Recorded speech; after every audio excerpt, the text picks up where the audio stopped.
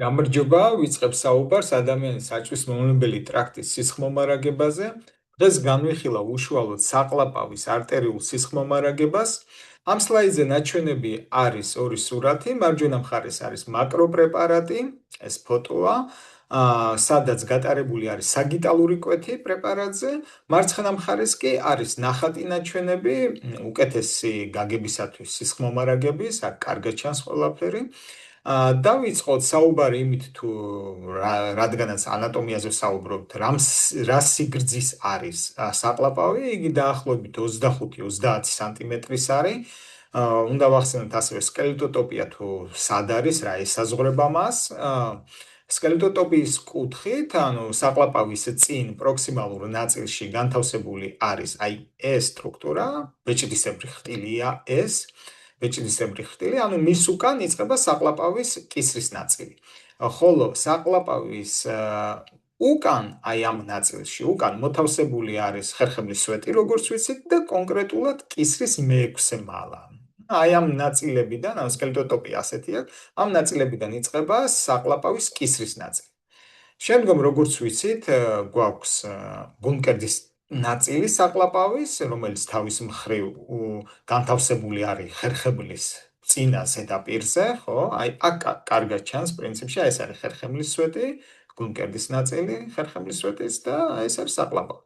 რაც შეეხება მუცლის ღრუში განთავსებულ საყლაპავს, იგი თავის მხრივ დაახლოებით არის 3-დან 5 სანტიმეტრამდე, ნუ ეს ვარიაბელურია, გვესმის ეს ჩვენ რომ საკმაოდ ცვალებადია და სხვადასხვა ხდები სხვადასხვა ადამიანში და ესაზღვრება სკელეტოტოპიის კუთხით გულმკერდის მე-11, მე-12 ან იშვიათ შემთხვევაში შეიძლება წელის პირველ მალასაც ესაზღვრებოდეს.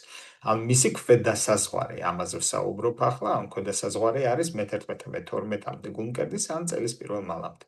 ნუ თან ლიტერატურასაც გააჩნია, რომ ლიტერატურას განვიხილავთ და საწავიკითხავთ ამას, ან საყლაპავის სიგრძეზეა საუბარი და სკელეტოტოპიას. ახლა რაც შეეხება უშუალოდ სისხლმომარაგებას, ბუნებრივია დავიწყოთ პროქსიმალური ნაწილით, ანუ ზემოდან, კისრის ნაწილით და აი აქ ჩვენ ვხედავთ, რომ საკმაოდ ესეთი უხვი სისხლმომარაგებაა, ხო? აი ვხედავთ, აი სტოტები სულ საყლაპავისკენ მიემართება და მის კვებას ახდენს და ეს სტოტები თავის მხრივ გამოეყოფა აი ამ არტერიებს. ეს არტერიები კი არის ფარისებრ ქვედა არტერიები, მარჯვენა და მარცხენა. აი აქ ხო საგიტალური კვეთი გვაქვს ორივეგან გატარებული. აქ არ ჩანს უბრალოდ ეს სტოტები, ამიტომაც ამას განვიხილავ ახლა ამ ნახატს. და ესე იგი ეს ფარისებრ ქვედა არტერიები, აი მაგალითად მარჯვენა კონკრეტულად, ბიფურკაციას განიცდის და თავის მხრივ ერთი ტოტი მიემართება წინ, საყლაპავის წინ, მეორე უკან და ასე საკმაოდ უხვად სისხლმომარაგებას ახდენს საყლაპავისას. თავის მხრივ ისინი ამყარებენ ერთმანეთთან კავშირს, ანუ კოლატერალები გვაქვს ერთმანეთთან, რომ ესეთი უხვი სისხლმომარაგება ჩამოყალიბდეს. რაც შეეხება თვით ფარისებრ ქვედა არტერიას, მარჯვენას და მარცხენას, ისინი თავის მხრივ გამოეყოფიან აი ამ პატარა ღეროს, ანუ ღეროს სახელით არის ეს, რომელსაც ფარკისრის ღერო ეწოდება. შესაბამისად, მარჯვენა და მარცხენა, აი ეს ღეროებია, ხოლო თავის მხრივ კი ორივე პრინციპში მარჯვენას და მარცხენას გამოეყოფა ლავიცქვეშა არტერიებს. ლავიცქვეშა არტერიები აი ესენია, შესაბამისად, მარჯვენა ლავიცქვეშა არტერია და მარცხენა ლავიცქვეშა არტერია.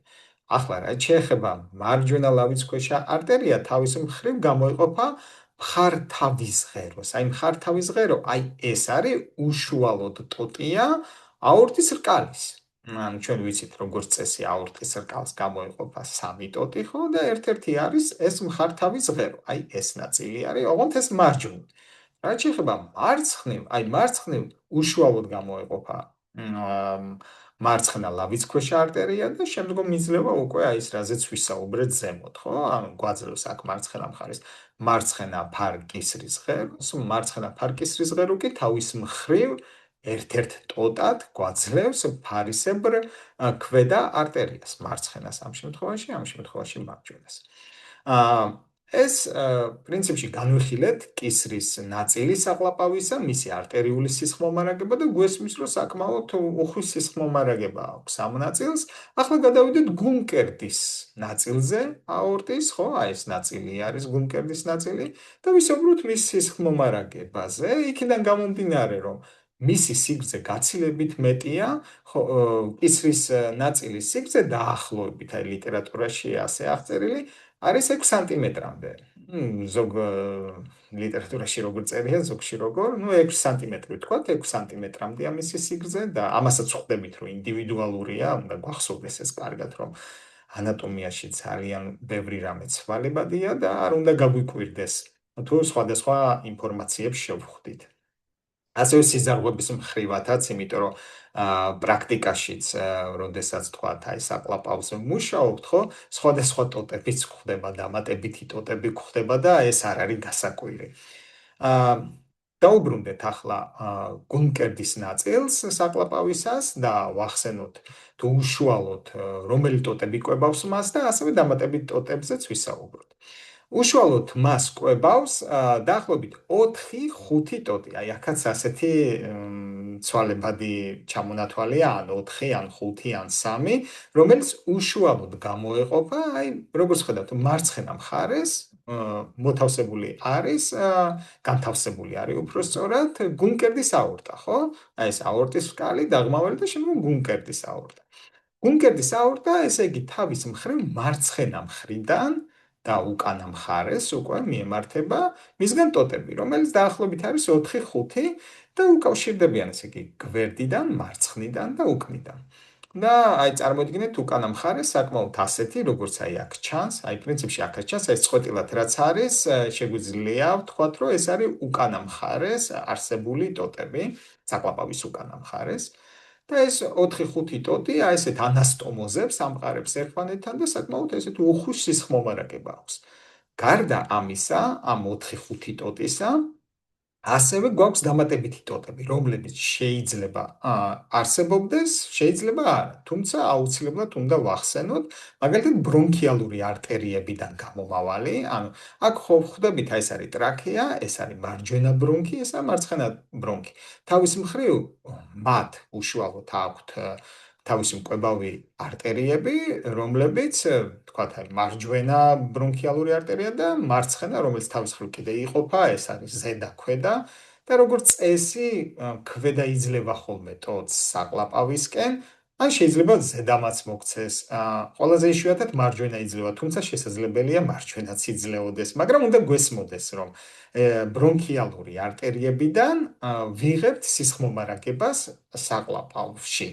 არ უნდა გაგვიკვირდეს მუშაობის დროს, თუ ჩვენ მანდ შევხვდებით, ანუ ბრონქიალური ტოტებიდან იქნება ეს მარჯვენა, მარცხენაზე და მარცხენა ქვედა ტოტებს თუ დავინახავთ, არ უნდა გაგვიკვირდეს, იმიტომ რომ ეს ლიტერატურაშიც გვხვდება და პრაქტიკაშიც არის. ხო, რაც შეეხება შემდგომ დამატებით ტოტებს, ეს არის ნექტაშორისი არტერიებიდან მომავალი ტოტები. ნექტაშორის არტერიებს აქ კარგად ვხედავთ, აი მაგალითად, აი ეს მარცხენა მხარეს და მარჯვენა მხარეს. რა თქმა უნდა, მარჯვენა მხარეს, აი ეს აორტიდან გამომავალია, ხო, ესეც ბუნებრივია. და მარჯვენა მხრიდან, აი ესე, რომ გადაივლის, ხო, აი ხერხემლის სვეტსა და საკლაპავს შორის, იქიდან მოგცემს ეს თქვათ რადიალური მიმართულებით ტოტებს და ესეც არ უნდა გაგვიკვირდეს, აი უკანა ნაწილზე, საკლაპავის უკანა ნაწილზე მუშაობისას თქვათ მანდ რო ტოტები შევხვდეს. ანუ ბუნებრივია, ხო, გადაიარა, მოგცა ტოტი. თუმცა შეიძლება არც მოგცეს, ესეც უნდა გვესმოდეს. ან შეიძლება მოგცეს არაერთი, არამედ რამდენიმე. გარდა ამისა, აქ ახლა ამ სურათებზე ნაჩვენები არ არის, მაგრამ უნდა ვახსენოთ ის, რომ შეიძლება ტოტებს გვაძლევდნენ პერიკარდიალური არტერიის ტოტები. პერიკარდიალური არტერიის ტოტები რამდენიმეა და რომელიმე შეიძლება იძლეოდეს აქ. ლიტერატურაში სხვადასხვა გვხვდება. და ეგეც უნდა გვესმოდეს. პერიკარდიალური გვესმის, ხო? ანუ გულის პერანგზეა საუბარი და მის კვებავ არტერიებზე და მაქედან მომავალ ტოტებზე რა. აი, წინა მხარეს განთავსებული იქნება, ხო? აი, ამ ნაწილში მაგალითად და იძლევა ტოტებს წინა ზედაპირისკენ საკლაპავს და გვერდით მარცხენა მხრიდან. ახლა გადავიდეთ მესამე ნაწილზე საკლაპავის.